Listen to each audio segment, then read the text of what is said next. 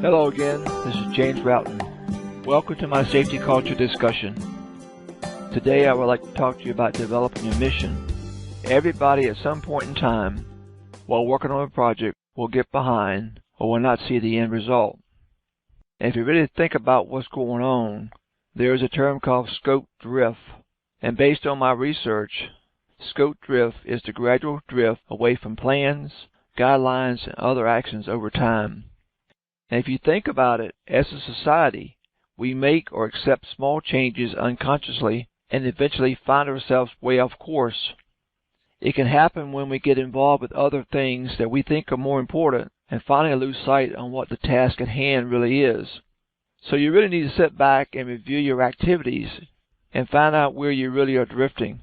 In a lot of cases, there are a lot of thoughts and ideas going through your mind that will move you off course. This happens to everyone, so don't get shocked. With that said, there are several questions you can ask yourself. How did I get off track, and what am I going to do to get back to the basics and get back on schedule?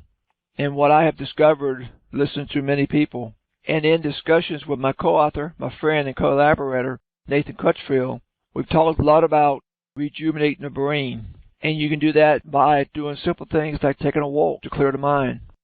The bottom line is that we always need to look at time management on specific projects, personal responsibilities, and always check to see if we conform to the following basic elements. Number 1, what is the situation? This is a detailed review of your environment, your concerns, problems, and assumptions regarding the task at hand, problems or process. If you cannot clearly state your objectives, your issues, and details to the highest degree possible, you probably have no direction. Basically, you are working by the seat of your pants and reacting to each situation without considering the consequences. Number 2, what is your mission?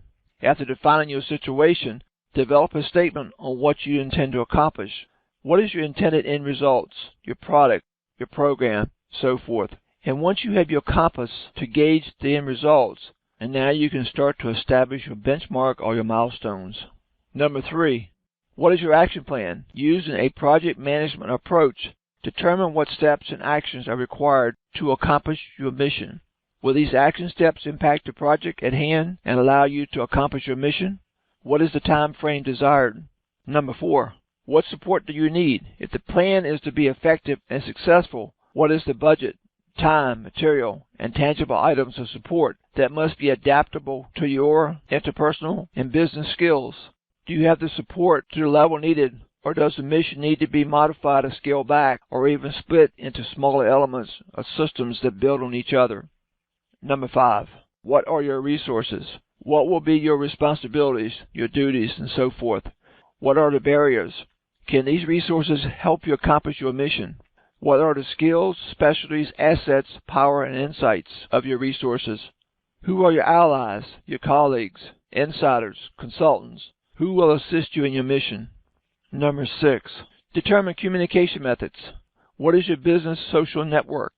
What methods will be used to communicate? Who needs status reports? Who needs to send information to you? What is the structure and form of the information? Will you develop blog posts? Communicate via social networks, presentations, emails, phone calls, and so forth.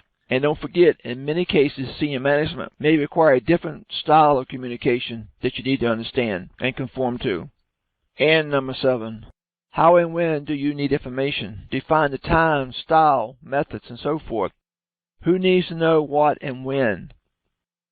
And before I conclude, I would like to recap what I have just discussed.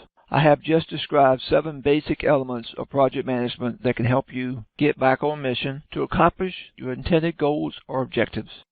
You must find the time to do this to be successful. The day-to-day activities, demands on time, and human elements can stop or stall your efforts if not handled correctly. The key is that you must remain flexible, check your map constantly, adjust your course of action, and be flexible without losing sight of your mission. Focus and look at going back to the basics. Thank you for listening to this video. I wish you success in your journey.